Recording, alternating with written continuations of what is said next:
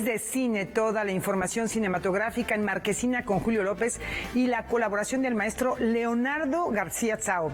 13 asombrosos relatos en el nuevo libro de Paco Ignacio Taibo II. Esto y mucho más en Noticias 22. Quédense en la hora cultural de la televisión mexicana. Hola a Laura Regis en la interpretación de lengua de señas. Tenemos muchas cosas, también es jueves de la región con Roberto Frías, entre muy diversos contenidos. Y vamos a comenzar dando seguimiento a algo que les habíamos comentado ya hace algunos días, algunas semanas. Hace 40 años México recibió a las autoridades culturales que pertenecen a la UNESCO. 4 décadas después, México vuelve a ser sede de Mondiacult. Se están realizando reuniones previas. En aquella época, en la primera reunión, se definió el término de cultura. Imagínense, ¿qué se va a hablar ahora? Bueno, para esto son estos encuentros. Que no perdamos esta oportunidad histórica que tenemos de avanzar en lo que nuestros pueblos necesitan, y hablar de nuestros pueblos es hablar de una región del mundo importantísima.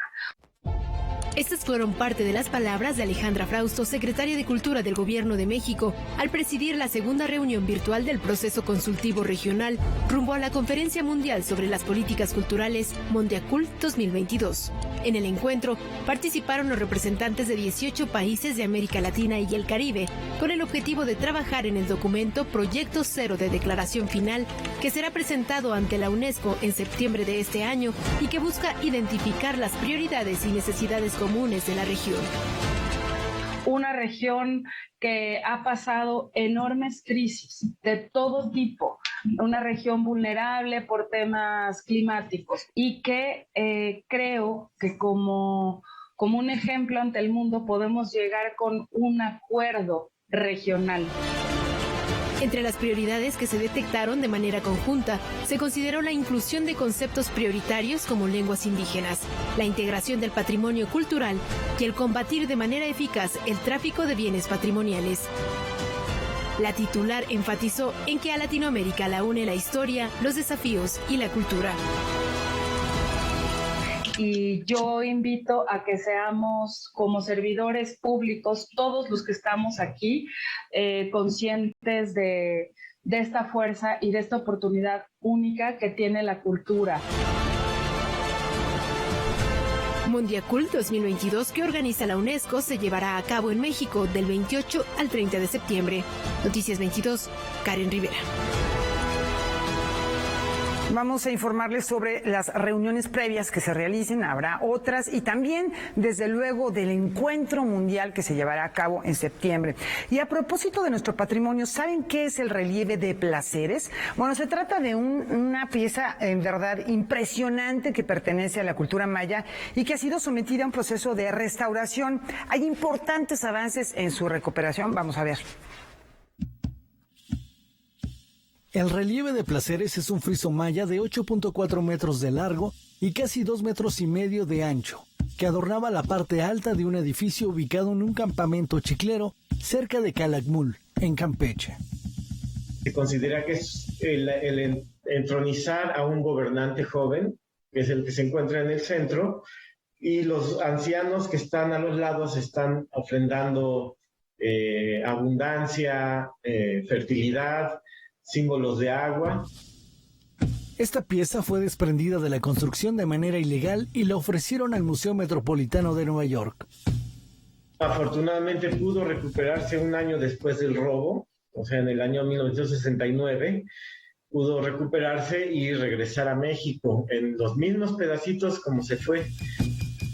Llegó fragmentada en 48 secciones al Museo Nacional de Antropología. Su restauración estuvo a cargo de Carlos Sigüenza y al finalizar se instaló en la sala maya del recinto. Debido a problemas estructurales, en el año 2018 fue sometida de nuevo a un trabajo de restauración que se llevó a cabo en la sala de exhibición. Hemos logrado el cambio de la estructura de forma satisfactoria y la limpieza total de la policromía original de los diseños y los colores originales. En este momento ya nos encontramos en el proceso de reintegración cromática. Esta pieza de la comunidad Placeres se encuentra en la última etapa de su renovación. que tenía el objetivo de devolverle al relieve las características físicas que tenía antes de su robo. En diciembre esperamos ya contar con una nueva iluminación, una nueva presentación, un nuevo cedulario y que todo el público pueda disfrutar de esta gran pieza. Noticias 22, Oscar Cortés.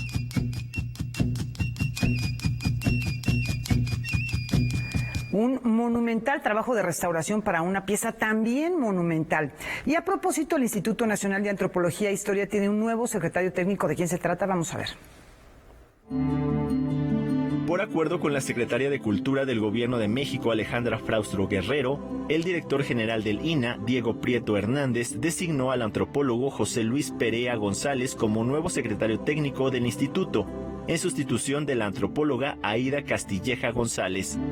José Luis Perea, entre otras cosas, colaboró en la constitución del Reglamento de Ley Orgánica y del CGC del INAH. Ha sido director del Centro INAH Sonora, Chihuahua y Zacatecas, y director de la zona arqueológica El Tajín en Veracruz, y cuenta con trabajos realizados en coordinación con el National Park Service de Estados Unidos sobre el manejo de recursos naturales y culturales. Noticias 22, Alberto Aranda. Robert Janitz es un artista alemán conocido por su obra abstracta elaborada a partir de una técnica muy peculiar desarrollada por el artista, en la que se mezclan cera, aceite, harina. Una exposición reúne parte de su trabajo. Con el concepto de volcán, serpiente precolombina y esculturas de chorros de agua que recuerdan plantas de maíz, el artista alemán Robert Janitz expone 30 pinturas, esculturas en roca y metal, y una videoinstalación en el Museo Nahuacalli. What happened when I moved to Mexico Ciudad was that my whole understanding of my art practice changed. For its different light here, for its different textures. I lived for a while in Centro Histórico. So I became completely aware of the volcanic origins of most of Mexico City. Las piezas dialogan con la colección del recinto y su arquitectura. A la influencia del carácter volcánico de la antigua México Tenochtitlan, se suman las impresiones que el propio museo causó en Janitz, y quien creó estas piezas en los últimos 2 años y medio, algunas específicamente para el recinto. Una videoinstalación aprovecha la textura de techo para abordar la figura de la serpiente. That the place where the projection happens represents sort of the underworld. And in that, from that underworld comes this kind of maybe like a seed, or what do you call it, una semilla, una forma en nacimiento. Las obras están emplazadas en espacios exteriores e interiores del museo, incluso en el techo donde no había plafones. Otro grupo de obra recuerda a las plantas de maíz, pero que en el imaginario de Janitz tienen que ver con otro elemento. I have a long-standing obsession, I think, with the way water moves when it is projected upwards. And as I understand, like, let's say, the static of plants, their growing force is water that they can push up, and of course that, the counter force is gravity, and so I think there's some kind of original shape, which a plant can do, and it's mostly up, and then it needs to kind of do this. Robert Janitz se dice seducido por exponer su trabajo en un espacio con las características de la Nahuacalli, alejándose de las formas expositivas habitualmente asociadas al arte contemporáneo. Let's say, art usually people think of it as in a white cube, and this place has nothing to do with this clinical situation. It's like a whole different. La exposición Robert Janitz en el Museo Diego Rivera Nahuacalli se exhibe hasta el 11 de septiembre de 2022. Noticias 22, Víctor Gaspar. Historias de espías, de reyes, de periodistas o de estrellas de cine. Paco Ignacio Taibo II no deja respiro en su nueva publicación. Editorial Planeta ha publicado el más reciente libro de Paco Ignacio Taibo II, titulado La Libertad, 13 historias para la historia, donde el narrador, historiador y activista social reúne las fascinantes historias de personajes como Herón Proal, el sastre comunista mexicano que dirigió la huelga inquilinaria de Veracruz en 1922, la de Sterling Hayden, el actor que estaba destinado a ser el sucesor de Humphrey Bogart, pero terminó combatiendo en Yugoslavia, o la de Joseph Stalin, el líder soviético que anticipó las técnicas de manipulación fotográfica que hoy son tan comunes. Son historias que yo había ido persiguiendo a lo largo de muchos años incluso. No todavía trataba de fechar. Hay una que debo haber empezado a perseguir hace 15 años. En el origen eran una docena de personajes en la lucha por la libertad, históricos. Había de todo en el origen. Pero se me fueron colando figuras del lado oscuro. Roman Unger von Sternberg, conocido como el Barón Sanguinario, es uno de esos personajes. Pinche general del ejército blanco ruso que decide que él es la reencarnación de Genghis Khan. Están también en las páginas de este libro historias poco documentadas como la del general soviético Vasily Blücher, quien cambió de nombre una decena de veces y participó en distintas guerras del siglo XX. Fue una investigación muy minuciosa y muy complicada de armar, usando todo tipo de fuentes. Ahí sí barrí con una escoba enorme y el apoyo de unos y otros. La Libertad, 13 historias para la historia, un libro de narrativa ágil y accesible, ya puede adquirirse en librerías. Mi intención era, puedes contar la historia de una manera diferente, puedes contarla haciéndola lo más atractiva posible. El resultado es un libro que yo espero que sea un libro ameno para el lector y que lo haga bailar por la historia. Para Noticias 22, César H. Meléndez. A propósito de la libertad, mujeres privadas de ella van a poder encontrarla en la literatura. Un taller pretende que en las letras descubran su propia voz.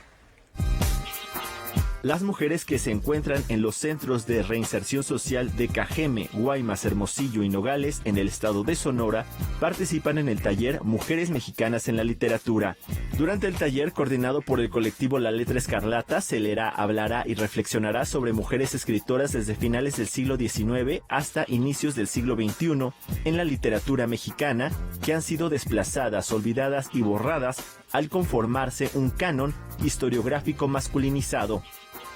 Durante las últimas sesiones del taller, se realizarán diversos ejercicios prácticos de escritura con el propósito de que las asistentes desarrollen su propia voz en la construcción de sus personajes e historias reales o ficticias, o bien en sus relatos biográficos. Noticias 22, Alberto Aranda. Les tengo una sorpresa, mucha atención. Desde el caparazón de la tortuga ha llegado al Teatro Xola, Julio Prieto. Este espectáculo multidisciplinario recupera la novela Momo de Mijael Ende y va a tener funciones todos los sábados y domingos de junio a la 1 de la tarde. También se va a presentar en el mismo horario durante el primer fin de semana de julio. No se la pierdan y vamos a obsequiar 5 cortesías dobles. Únicamente tienen que llegar 30 minutos antes de la función y bueno, pues mencionar, ¿no?, que lo vieron aquí en Noticias 22. Y con este regalito nos vamos a la pausa.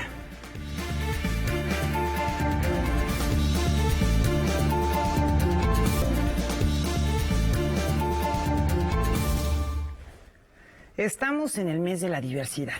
Bueno, pues en esta lucha, en la lucha por la diversidad, se han perdido muchas vidas y el tejido social se ha dañado. Los prejuicios, los estigmas sociales provocan con frecuencia velos en algunos sectores de la sociedad. Es tiempo de correr ese velo, esos velos y cambiar nuestra perspectiva. Esta experta nos habla de ello. Bobby, no estarías con homosexuales, ¿verdad? En la memoria de muchos está el papel que interpretó Sigourney Weaver en Plegarias para Bobby, una madre cristiana que reconocía ante un grupo de legisladores que pudo más la sociedad al amor que sentía por su hijo. Y es que el joven se quitó la vida por la ignorancia y prejuicios de su familia. Esta historia real sobre un adolescente gay es un ejemplo de lo que puede llegar a ocasionar la falta de amor y apoyo de los padres hacia sus hijos, cuyas preferencias sexuales es diferente a la heterosexual. Nos enseñan a discriminar, nos enseñan a tener miedo, nos enseñan a rechazar y nos enseñan que eso está bien y que eso es lo mejor para nuestro hijo o nuestra hija, ¿no? Ahí de entrada, no nacemos sabiendo. Entonces el proceso, ¿cuál es la importancia? Que es lo que tú preguntaste del apoyo familiar. Es básica, es primordial. Se estima que 40% de los jóvenes de entre 13 y 24 años que se identifican como parte de la comunidad LGBTQ+, han considerado seriamente el suicidio. ¿A qué se enfrentan nuestros hijos y nuestras hijas cuando los rechazamos? A todo el rechazo que tienen afuera. Que la grande incidencia de depresión, de enfermedades de todo tipo, de exclusión, de deserción escolar cuando son adolescentes. La Asociación Internacional de Familias por la Diversidad Sexual, la cual lleva más de 20 años trabajando, busca apoyar a los padres e hijos en este proceso. Todo lo que nuestros hijos viven del rechazo, del rechazo social en general, también lo vivimos nosotros. Y nosotras, madres y padres. Entonces eso también da temor, la no pertenencia a una sociedad en la que te está diciendo cómo actúes, como dices tú, las expectativas de padre y madre. Recientemente, la asociación realizó su 8ª Convención Internacional de Familias por la Diversidad Sexual. Falta mucho en cuestión de la Secretaría de Educación Pública, que tengan mayor rapidez en el cambio de los documentos oficiales de la Secretaría de Educación Pública, porque eso es fundamental para que una persona que ya tiene sus estudios, pero que tiene el cambio de nombre, pues acceda a trabajos con mayor facilidad. Noticias 22, Alberto Aranda.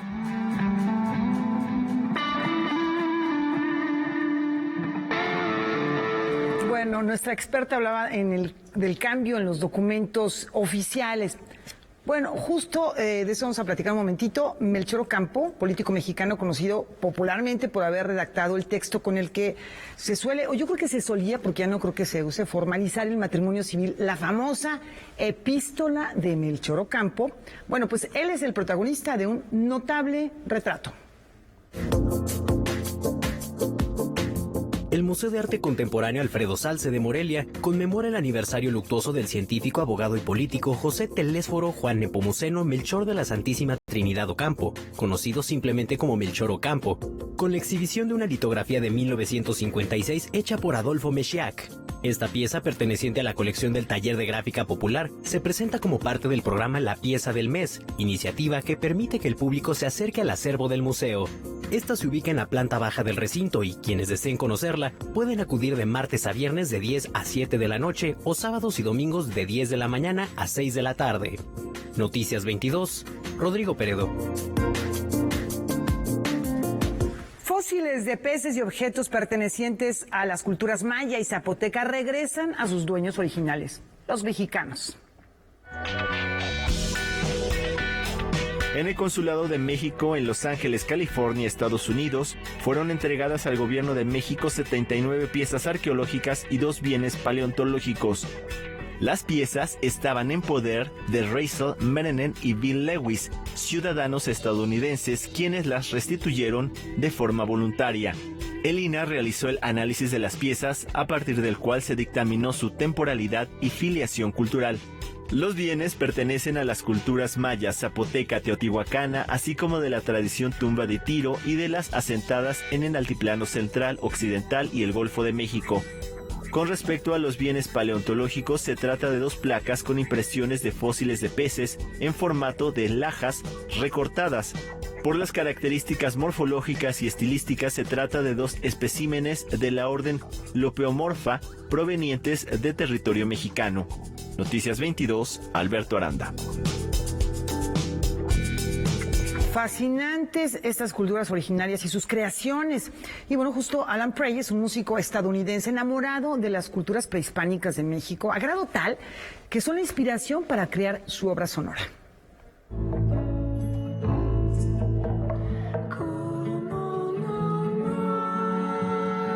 Tras su llegada a la ciudad de Nueva York y motivado por un sueño específico, el músico y compositor Alan Prey escribió Quinquicatl, proyecto multiinstrumental basado en una antigua ceremonia azteca, donde el prisionero de guerra Ixiptla era obligado a representar al dios Tezcatlipoca.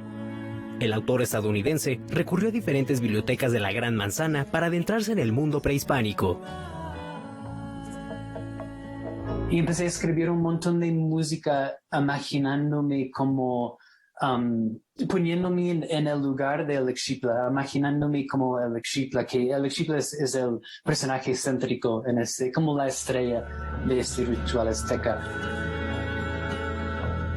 Quinquicatl propone un viaje sonoro a través de 10 piezas distintas con 5 canciones y 5 obras enteramente instrumentales. Alan Prey, acompañado por un quinteto de músicos, recupera algunos de sus primeros trabajos y recuerda su estancia en Nueva York, para después adentrarse en el ritual azteca. Lo que quiero hacer con estos conciertos es llevar la audiencia en ese viaje. Entonces vamos a empezar con unas canciones de otros proyectos míos, incluyendo ese disco que lancé en la ciudad en la que nací, y luego va a haber una transición y vamos a experimentar la transición hacia Quinquicatl. El concierto se presentará este viernes 10 de junio a las 6 de la tarde en el Centro Cultural Jaime Torres Bodet y el jueves 30 de junio en la Sala Hermilio Novelo del Centro Cultural Olinjo Listli en el mismo horario.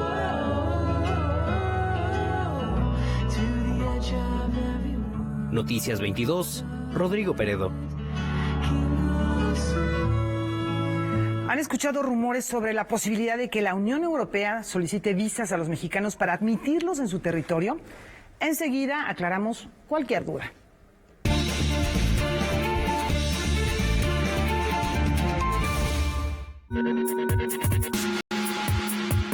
Los mexicanos que deseen viajar a Europa necesitarán a partir de mayo del 2023 un permiso especial que les permitirá visitar los países del llamado espacio Schengen. Sin embargo, no se trata de una visa. La Unión Europea ideó el llamado Sistema Europeo de Información y Autorización de Viaje para aquellos países que, como México, actualmente están exentos de visa para viajar al espacio Schengen. El objetivo de este permiso especial o exención de visa europea es simplificar el proceso de autorización de entrada al espacio Schengen y mejorar la seguridad fronteriza. La autorización se obtiene en línea o por una aplicación y tendrá un costo de 7 euros. Noticias 22, Alberto Aranda. Un día como hoy, pero de hace 89 años, nace Vicente Leñero, escritor, dramaturgo y periodista. Esta es nuestra efeméride de hoy.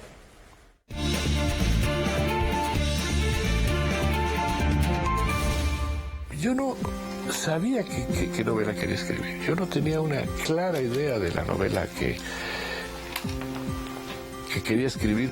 Autor de Los albañiles, La inocencia de este mundo y La polvadera, guionista de las películas El crimen del padre Amaro, El callejón de los milagros y dramaturgo de La carpa, La mudanza y Los hijos de Sánchez, pero sobre todo periodista, Vicente Leñero es recordado hoy, 9 de junio, por su cumpleaños.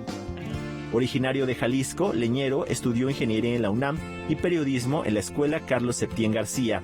Entre los premios que recibió están Biblioteca Breve, Juan Ruiz de Alarcón, Mazatlán de Literatura, Nacional de Periodismo Cultural Fernando Benítez, Javier Villaurrutia y Premio Nacional de Ciencias y Artes en Literatura y Lingüística. Fue director de Revista de Revistas y subdirector de Proceso. Además, recibió la presea Caridad Bravo Adams y la medalla Salvador Toscano que otorga la Cineteca Nacional, la Fundación Carmen Toscano y la Academia Mexicana de Artes y Ciencias Cinematográficas, y fue miembro de la Academia Mexicana de la Lengua. Noticias 22, Alberto Aranda.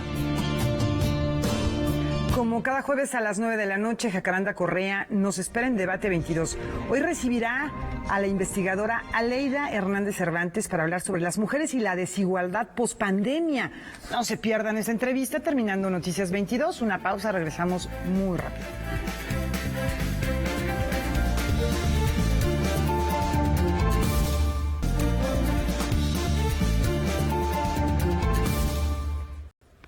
Arrancan las actividades del Festival Claxo Cine 2022. Tenemos toda la información. Con la proyección de la película El Gran Movimiento de Kilo Rosa, finalizó el primer día de actividades del Festival Claxo Cine, que se desarrolla en Ciudad Universitaria.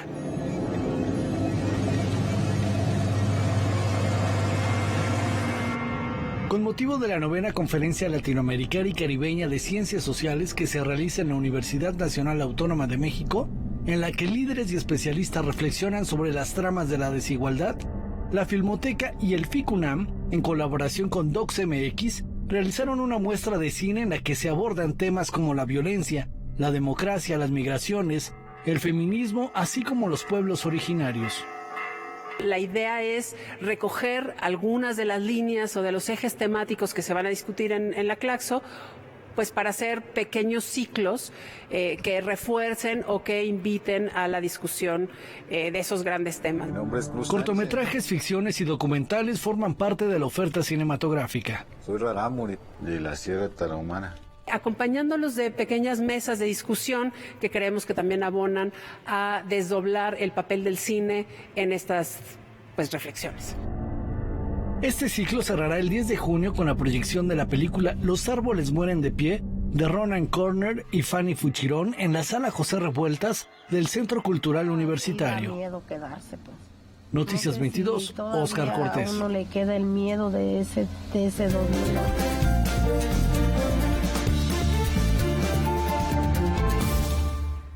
Tenemos Marquesina, lo más importante, lo más destacado, lo que hay que ver del séptimo arte en vivo. Julio López cada jueves está con nosotros para platicarnos acerca de nuevas producciones, de cuestiones que presenta Canal 22, de, en este caso, una gran estrella, pero sobre todo también una actriz muy capaz, productora, activista, de las más queridas en México. Sí, además siempre tiene pues tiempo para atendernos, Laura, ¿no? O sea, ella además aquí en Canal 22 estuvo a lo largo de 10 años también como parte del programas equipo. Culturales, ¿no? Ajá, conduciendo programas culturales, ahora le está yendo muy bien, ¿no? Y justamente de eso nos habló nuestra querida Vanessa Bauche. Vamos a ver qué nos dijo. Su destacada trayectoria como actriz solo se puede comparar con su compromiso con diferentes causas sociales. Es por eso que Vanessa Bauche está nominada a los premios Imagen. Tiene más de 20 años realizando labores sociales y actualmente preside el Centro Nacional de Cultura de Paz. Es un premio que se entrega desde Estados Unidos a las figuras más relevantes latinoamericanas. Ahí sí, en donde se involucra el tema de una trayectoria congruente, donde hay tanto en el trabajo profesional como creadora artística y como persona, una congruencia. Además, está postulada a los premios Emmy por su participación en la serie Acapulco, en la que comparte créditos con el actor Damián Alcázar. Justo ahora, acaban de terminar de filmar la segunda temporada. Nos fue muy bien con la primera temporada, está en Apple TV Plus, es un proyecto bellísimo que alumbra, que ilumina y abraza lo mejor de nuestra mexicanidad, de nuestra latinidad. Es un proyecto bilingüe 100%, precioso. De su carrera como actriz destaca Amores Perros, Digna hasta el último aliento y Las vueltas del citrillo, que esta noche pasará por la pantalla de Canal 22. Ojos que hacen daño. Película extraordinaria, alucinante, quizá la primera obra del maestro con tintes de realismo mágico, en donde cambia completamente el tono de alguna manera o se permite implementar elementos que no habíamos visto antes en su obra. Las vueltas del citrillo del director Felipe Casals se transmite este jueves en punto de las 22:30 horas. Noticias 22, Julio López. Extraordinaria película que la verdad mucha gente se quedó con las ganas de ver en su momento, Julio, porque su corrida en carteleras no fue muy extensa, como a veces ocurre con películas mexicanas, pero les tenemos una sorpresa. Sí, hay muy buenas sorpresas, la verdad. Es que también pues nuestro querido amigo Leonardo García habla de esta película que, como ya lo decíamos, pasa por Canal 22 justamente, ¿no? Hay que decir que Vanessa Bauche es un poco la manzana de la discordia en esta historia, Laura. Efectivamente. Entre el personaje que interpreta Damián Alcázar y José María Jaspic, ¿no? Entonces, ahí se va desarrollando desarrollando justamente esta historia, que me comentaba, tuvimos una conversación larga con Vanessa, y me decía que justamente esta película había salido de un ejercicio que había hecho anteriormente el maestro Felipe Casals, que como recordarás, pues tiene pocos meses que falleció. Efectivamente, y es una de las películas favoritas de la propia Vanessa. Sí. Imagínate, de una filmografía extensa, de una producción pues muy rica. Vamos a ver este comentario del maestro Leonardo García Tsao. Hola, ¿qué tal? ¿Cómo están? Pues en esta ocasión les voy a volver a recomendar una película de Felipe Casals, que como ustedes saben falleció el año pasado, después de dejar una filmografía muy ilustre. Y de sus 5 películas que hizo después de haber anunciado su retiro, cuando regresó a la actividad, Las Vueltas del Citrillo es una de mis favoritas y creo que también era una de las favoritas del propio Casals. Es una película situada a principios del siglo XX y enfoca las actividades o trapacerías más bien de un grupo de soldados que, embrutecidos por el pulque, se dedican a cometer tropelías. Es una película muy interesante en la que Casals, como guionista, hace un rescate lingüístico del caló, de la forma como posiblemente hablaban estos personajes en el México del pasado.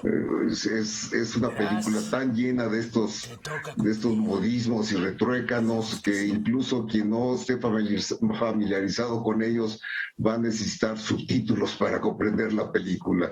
Es una de sus comedias más afortunadas, si se puede llamar comedia, porque sí tiene momentos de violencia, pero la película es ciertamente memorable y contiene actuaciones de primer orden de un reparto formado por Damián Alcázar, de José María Yaspi, Vanessa Bauche, Jorge Zárate, entre otros. No se la pierdan. Recuerden que estas películas de Casals no se pueden ver en otras plataformas, no se pueden ver en video, no están en DVD, solo se pueden ver aquí en el canal 22. Y esta película se exhibe hoy mismo, ya la habrá recomendado Julio López, pero lo reitero, hoy a las 22:30 aquí por Canal 22. Hasta la próxima. Canal 22 presentando, promoviendo, difundiendo lo mejor del cine mexicano, desde casita, a gusto, viendo una película. ¿Qué más se puede pedir, Julio? Sí, no, la verdad es que nada más las palomitas cerca, ¿no? Las palomitas. Hace 8 días nos echamos el violín, ¿no? Ay, oye, qué peliculón. Qué peliculón. Y esta también es una gran película. Es una gran película. Lo bueno del cine es que, del buen cine, es que lo puedes ver una y otra vez y siempre vas a encontrar algo distinto. Tú mismo vas a apreciar cosas que a lo mejor cuando se realizó esta película, que ya vemos que los actores han cambiado, nosotros también, entonces como público vale la pena repetir estas películas, así háganlo. Y ahora, Julio, bueno, me has estado recomendando mucho esto que nos vas a presentar a continuación, que de verdad está muy bueno. Está buena lo que decías, justamente es una película que se realizó hace un par de años, se estrenó en el Festival Internacional de Cine de Cannes, tiene que ver con desaparición forzada, no en México, sino en Guatemala. Es un tema que se convierte en una herida abierta justamente en este país. Se llama Nuestras Madres y tuvimos la oportunidad de platicar con el director de esta película. Nuestras Madres es un duro retrato sobre los estragos que dejó la dictadura militar en Guatemala. Es una película que gira en torno a un antropólogo forense cuya principal actividad es ayudar a las personas a desenterrar e identificar los desaparecidos de la guerra civil. Yo siempre pensé en la película como una película efectivamente guatemalteca y una película que tenía como raíces guatemaltecas y un contexto guatemalteco, pero que en el fondo era una película que podía trascender su propio tema y trascender su propio contexto. La película se nutre de la realidad. Muchas de las personas que aparecen en pantalla realmente vivieron lo que cuentan. Historias desgarradoras que claman por justicia. De desenterrar a mi marido. Creo que la atmósfera de filmar en el lugar que sucedieron los hechos, el hecho de que fueran ellas quienes nos acompañaran no solo durante la investigación, sino también durante el rodaje, hace que la película hace que es una de las grandes fuerzas de la película. El cine guatemalteco ha despuntado internacionalmente con proyectos que hablan de heridas abiertas para este país, como El Buen Cristiano de Isabel Acevedo, un documental que retrata el juicio contra el dictador Efraín Ríos Montt, o La Llorona de Jairo Bustamante, que reinventa esta leyenda para hablar de los asesinatos perpetrados por el ejército, como lo hace también, de una manera diferente, nuestras madres. Que vemos, lo que vivimos en Guatemala el día de hoy, no está desligado de esto que sucedió, y creo que esto lo tenemos muy claro nosotros como generación, y tenemos esta necesidad, y es como un pasaje iniciático y creativo que necesitamos hacer para poder seguir hablando de otras cosas. Vamos a necesitar compartir. Las cifras más conservadoras afirman que en Guatemala hubo 6.000 desaparecidos. Sin embargo, un informe de Amnistía Internacional señala que pudieron ser hasta 45.000. Noticias 22, Julio López. Tengo sus ojos. Tiene su mirada. Soy como él.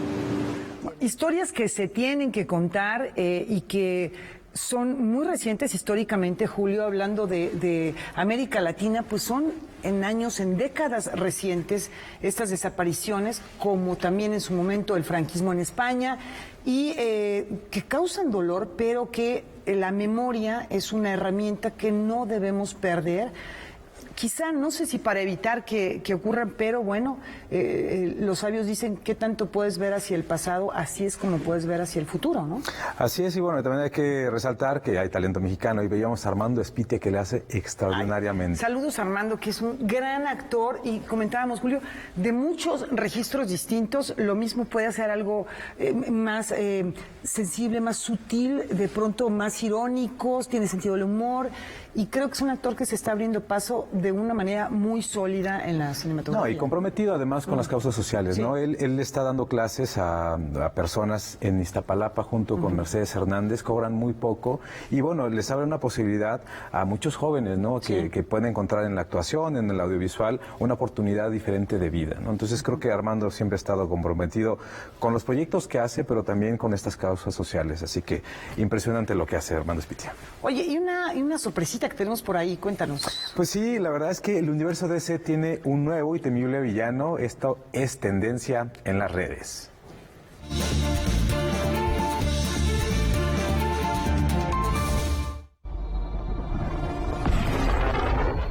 Black Adam.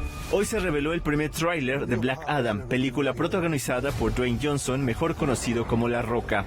La trama va así. Dentro del universo de DC se dice que antes de ser el antiguo dios egipcio llamado Tesh Adam, fue elegido por el mago Saram para ser el sucesor del magnífico poder del rayo, debido a que entonces poseía una gran pureza moral. Más tarde, Saram se retracta, pues ve la maldad de Adam al querer gobernar Egipto por medio de la fuerza. Al enfrentarse al mago, Black Adam es derrotado y muere, pero tiempo después reencarna y busca vengarse en el presente, convirtiéndose así el enemigo principal de Saram.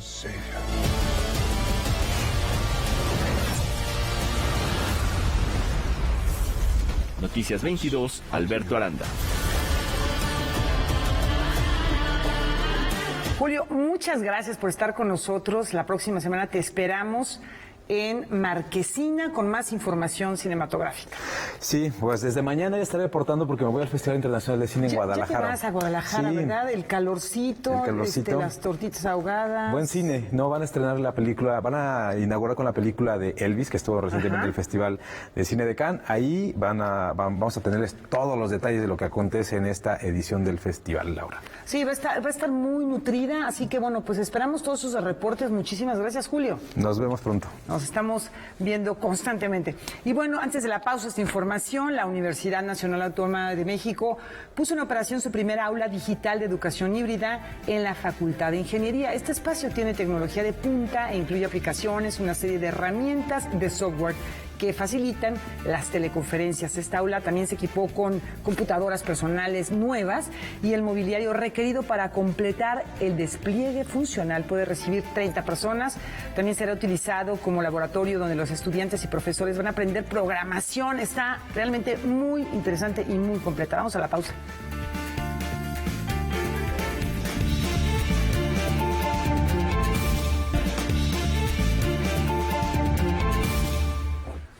Ampliamente reconocida como escritora cinematográfica, hoy descubriremos un aspecto, una faceta menos conocida de esta autora de la mano de Roberto Frías en la región.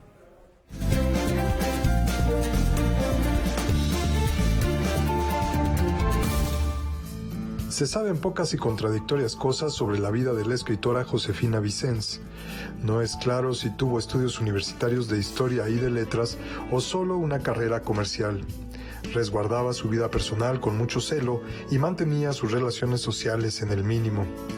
Lo que sí sabemos es que fue periodista política, articulista de la Fiesta Brava y que tuvo trabajos en la Confederación Nacional Campesina, el Hospital General La Castañeda, la Cámara de Senadores y fue presidenta de la Comisión de Premiación de la Academia Mexicana de Ciencias y Artes Cinematográficas.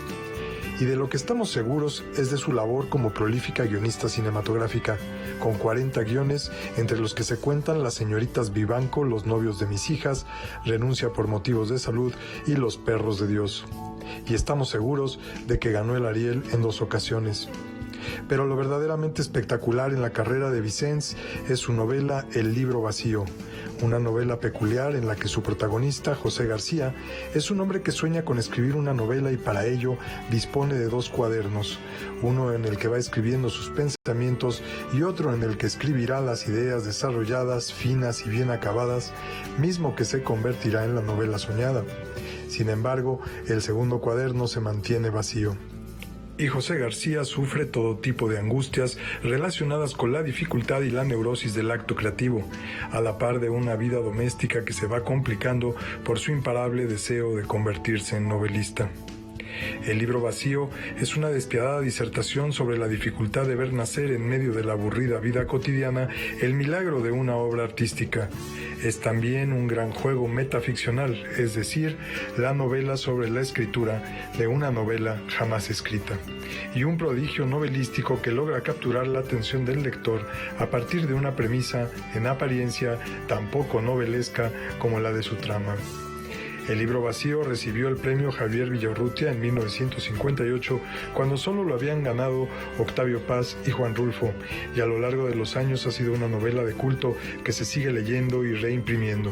En su fondo, más allá del deseo de escribir, descansa con inquietud el retrato de la frustración ante aquello que podemos desear con todo nuestro ser, pero que quizá no nos corresponde realizar en esta vida.